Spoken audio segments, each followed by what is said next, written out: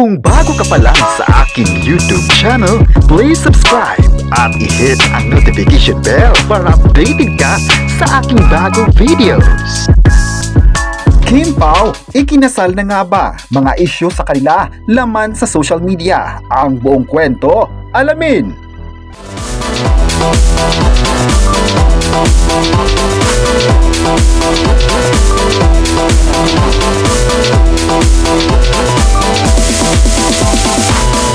Ngayong January 31, 2026 ay mainit na naman ang ating balita dahil nga marami ang nagtatanong sa online kung ano ang status ng Kim Pao bilang mag-partner. Ay may ilan din ngayon ang naglabas ng mga resibo sa social media. May mga kumalat kasi noon na tapos na ang laban para sa Kim Pao dahil sila na talaga sa totoong buhay. Latest na ngayong araw na pinag-usapan na naman sa social media ang kasalan ng Kim Pao. Ayon sa ilang insider, ikinasal na nga daw ang Kim Pao isang taon na ang nakakalipas. Hindi lang daw muna isinapubliko ng dalawa na nagkaroon sila ng relasyon dahil ang iniingatan nila ay ang kanilang mga trabaho. Kapag handa na nga raw ang dalawa, ay posibleng ihayag nila sa publiko.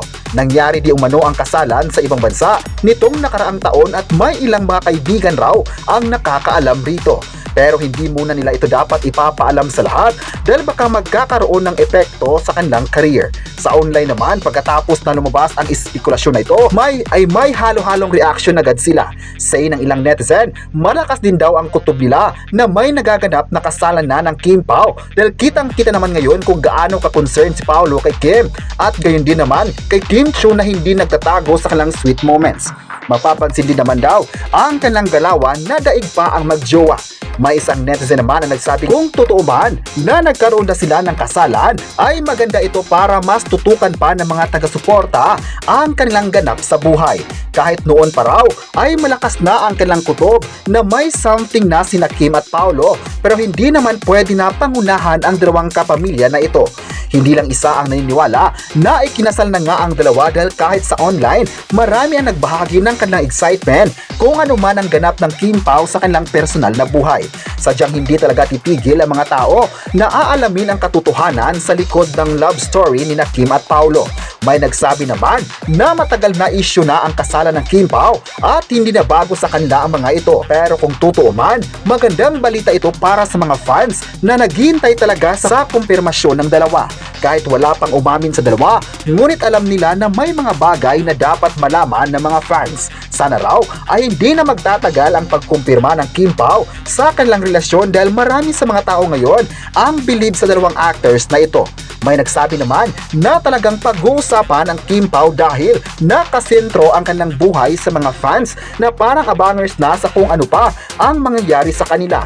Hindi naman talaga hihinto ang magtatanong ng mga fans sa Kim Pao dahil partner nito ng kanilang buhay, ang sikat na tambalan na ito. Ayon naman sa ilang pahayagan, maraming beses na rin pinag-usapan ng Kim Pao at ilan sa mga topics nila ay ang kasalan na pilit talagang ipapaamin sa kapamilya actors. Kahit anong tanong pa ito, ay hindi sila umamin sa publiko. Ipinakita lang ng Kim Pao ang kanilang pagpupursige sa trabaho at gawin ng mga proyektong ibinigay sa kanila. May nagsabi naman na masaya sila if ever na sila na talaga sa totoong buhay na hindi love team kundi magkasintahan. Yan talaga ang balita na gustong marinig ng mga tao kaya kahit anong mga pagsubok pa yan ay always na naghihintay sila rito. Ayon pa ng mga fans, deserve naman talaga ng Kim Pao kung ano pa ang gagawin nila showbiz man o personal na updates ay talagang sulit ang kanilang suporta rito. May nagsabi naman na love talaga ng mga tao ang Kim Pao dahil sa napakatotoo sa mga fans. At kung ano man ang mga pasabog nila sa mga fans ay congrats na kay Kim at Paolo. Sa kabilang banda naman ay mainit na pinag-usapan sa social media ang issue ng Kim Pao sa Ikunen. Maalalang nitong nakaraan, pinag-usapan ng mga netizens ang pagtatagpo ng Kim Pao at ng ibang love team na sina Jericho Rosales at Janine Gutierrez. Hindi pa talaga nahihinto ang iringan ng mga taga-suporta sa kanilang mga iniidolo. Sa isang post ng fan, sinabi niyang ang Kim Pao talaga ang inaabangan niya araw-araw at walang makakapagbabago ng kanyang suporta.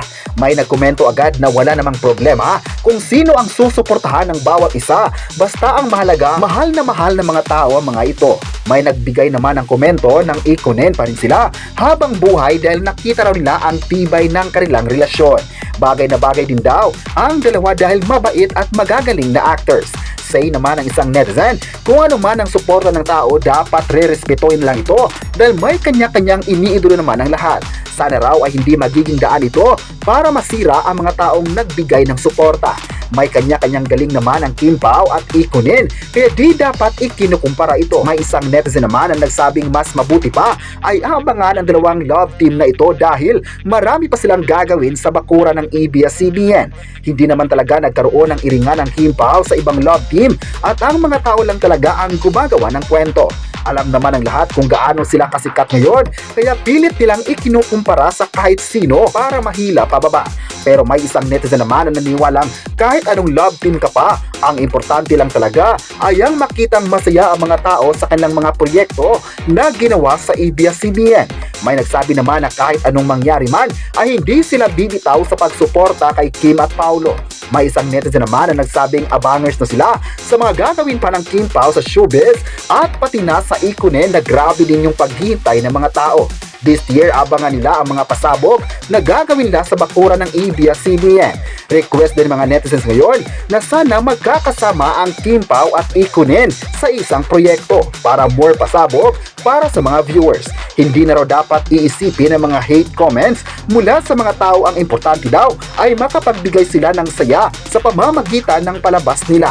Kung tutuusin naman daw, ay malakas pa rin ang kanilang love team mula noon at hanggang ngayon, kaya deserve na ipakita ang suporta sa kanila. Aminado talaga ang mga tao na magaling sila kaya nagstay pa rin sa showbiz. Ngayong tanghali naman ay pasabog din ang komento ng fans sa It's Showtime kung saan aabangan ng Chinita Princess. Masabi talaga nating part na ng pananghalian ng mga Pinoy ang kabibuhan ni Kim Chiu sa mga viewers. Tuwing tanghali talaga ay suki na ng mga madlang kapamilya at kapuso ang pagpapasaya ng Chinita Princess sa lahat at sana raw ngayong araw mas marami pa ang mag-aabang sa kanya. May nagsabi naman na kung mapapanood man siya ngayong araw ay talagang magti-trending na naman ang Bardagulan kasama ang ilang kasamahan sa programa. Napakalakas talaga ng energy ni Kim Chiu kapag nasa Showtime at isa rin to sa mga gusto ng tao sa kanya. Kakasabay talaga siya sa kasiyahan sa noontime program. Sana ay aabangan pa siya ng mga viewers dahil ngayong taon patuloy pa nating mapapanood ang It's Showtime sa pananghalian at patuloy na mapapanood sa Kapamilya Channel, All TV Channel 2 at marami pang iba. Thankful naman ang ABS-CBN sa patuloy na pagmamahal at sa kanilang dedikasyon bilang artista sa pagbibigay ng saya para sa lahat ng kapamilya. Kayo, ano ang masabi nyo na may issue na naman ang Kim Pao ngayon? I-comment na kung payag ba kayo na sila na talaga ang magkakatuluyan at huwag kalimutang isubscribe ang ating YouTube channel.